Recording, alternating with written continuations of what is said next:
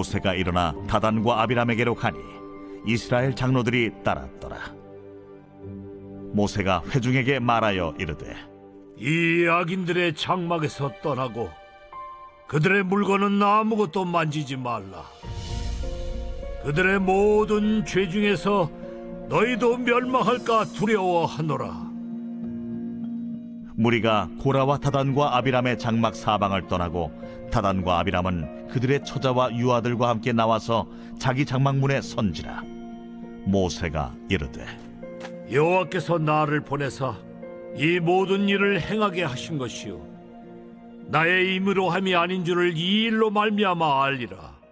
곧 이 사람들의 죽음이 모든 사람과 같고 그들이 당하는 벌이 모든 사람이 당하는 벌과 같으면 여호와께서 나를 보내심이 아니거니와 만일 여호와께서 새 일을 행하사 땅이 입을 열어 이 사람들과 그들의 모든 소유물을 삼켜 산채로 수월에 빠지게 하시면 이 사람들이 과연 여호와를 멸시한 것인 줄을 너희가 알리라.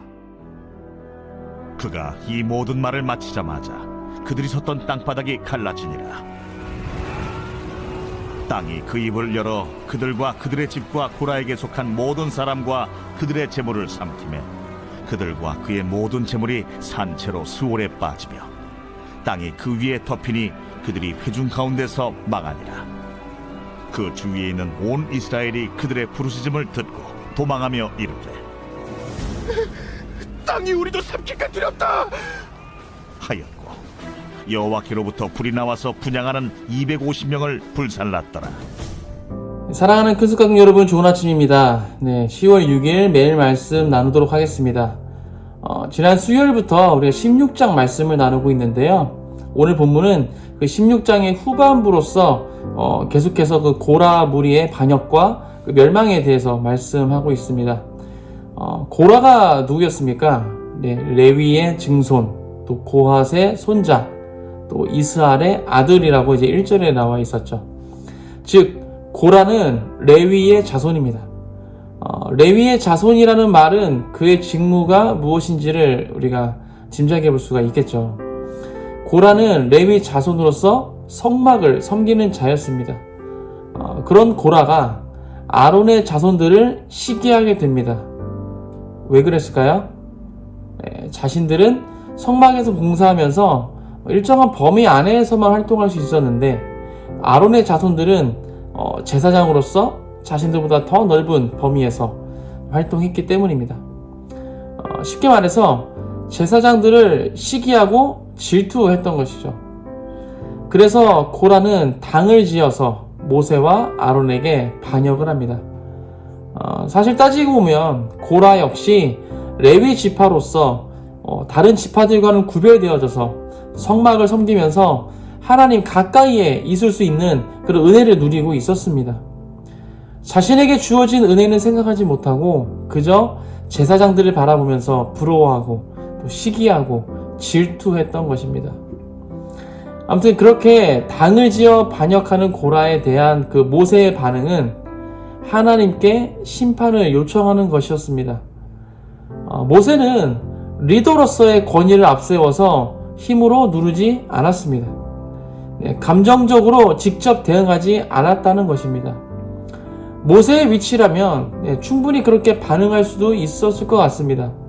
아마 대부분의 사람이 모세의 상황이었다면 그렇게 힘으로 권력으로 이렇게 반응하지 않았을까 생각이 되어집니다. 하지만 모세는 그렇게 반응하지 않았다는 것이죠. 모세는 이 문제를 겸손히 하나님 앞으로 가져가서 하나님께서 해결해 주시기를 요청했습니다.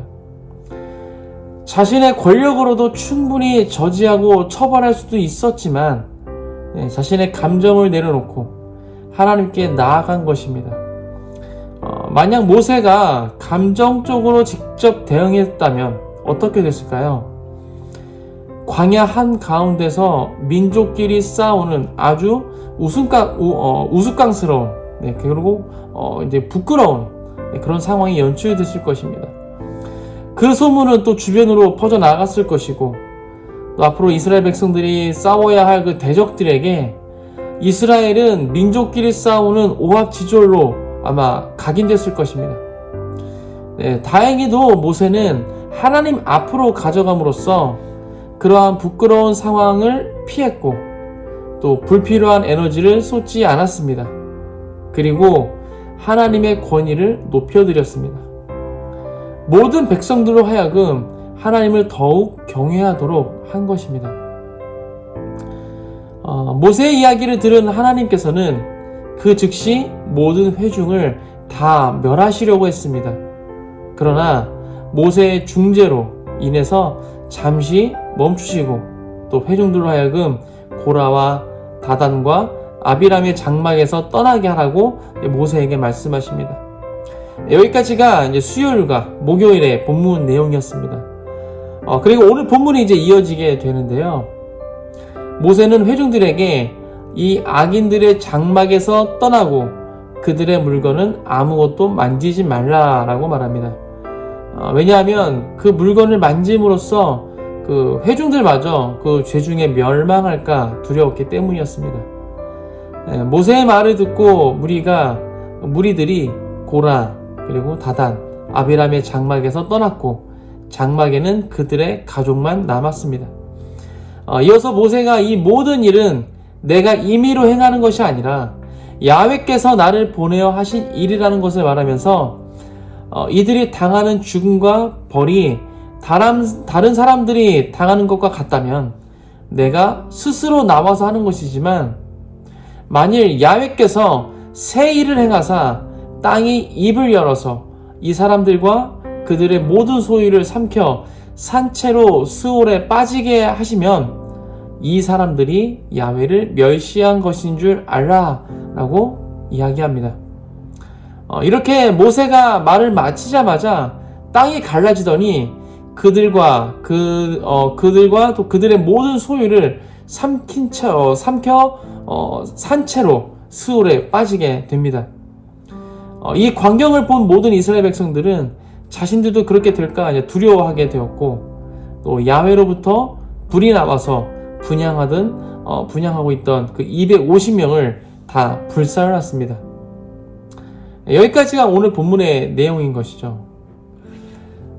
제사장직을 맡고 있었던 아론의 자손들을 시기 질투하여서 당을 만들고 반역했던 고라와 그의 사람들은 아주 끔찍한 결말을 맞이하게 됐습니다. 땅이 갈라져서 그들은 물론이고 그들의 가족들과 또 소유물까지도 다 삼켜버렸습니다. 이런 하나님의 처벌에 대해 모세는 야훼께서 새 일을 행하셨다라고 표현하고 있습니다. 즉 하나님께서 지금까지 이렇게 사람을 벌하신 적이 없다라는 것이죠. 정말 너무 무섭고 끔찍한 처벌입니다. 땅이 갈라져서 모든 것을 다 삼켜버리는 죄를 지은 자신은 물론이고 그들의 가족들과 소유물까지도 완전히 다 삼켜버렸습니다. 그들의 흔적을 이 땅에서 완전히 제거하신 것입니다. 하나님께서 왜 이토록 무섭게 벌하신 것일까요? 그들이 무슨 죄를 지었습니까? 하나님께서 세우신 그 질서를 무너뜨리려 했습니다. 아론과 그의 자손들은 하나님께서 택하시고 기름 부으셔서 제사장의 직무를 수행하도록 거룩하게 구별된 그런 자들입니다. 그런데 그것을 무시하고 우리 모두가 거룩하게 구별된 자들이고 또 야훼께서도 우리 모두 함께 하시는데 왜 너희들은 스스로 높이냐라고 비난을 했죠. 쉽게 말해서 너나 나나 다를 게 없는데 네가 뭐 잘났다고 내 위에서 명령하는 거야 하고 따지는 것입니다. 매우 잘못된 판단입니다. 이것은 하나님의 질서를 무너뜨리는 생각입니다. 이것은 아론의 자손들을 무시하는 것이 아니라 그 질서를 세우신 하나님을 무시하는 것과 같은 것입니다. 고라는 그런 그의 생각을 행동으로 옮겨 사람들을 모아 당을 짓고 반역하였습니다. 이것은 고라가 알고 했던 모르고 했던 하나님께 반역하는 행동인 것이죠. 고라는 왜 이렇게 삐뚤어진 판단을 하게 된 것일까요? 네, 그것은 아마도 그 안에 교만이 있었기 때문일 것입니다. 지난 수요일에 그 예준 목사님을 통해서 그 레위의 그 족보를 보게 됐는데요. 아주 좀 흥미로운 사실을 알게 됐습니다. 앞에서도 잠깐 언급했듯이 고라는 고앗의 손자입니다. 바꿔 말하면 고라의 할아버지는 고핫이라는 것입니다.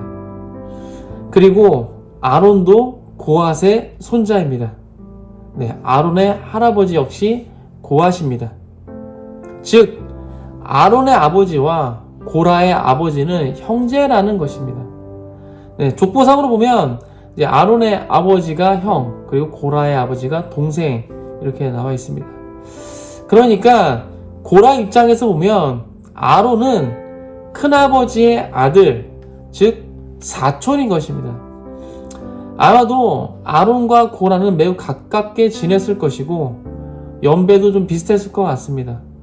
같이 놀기도 하고 또 뭐 사고도 같이 치고 또 혼나기도 하고 그렇게 유년 시절을 함께 보냈을 것입니다.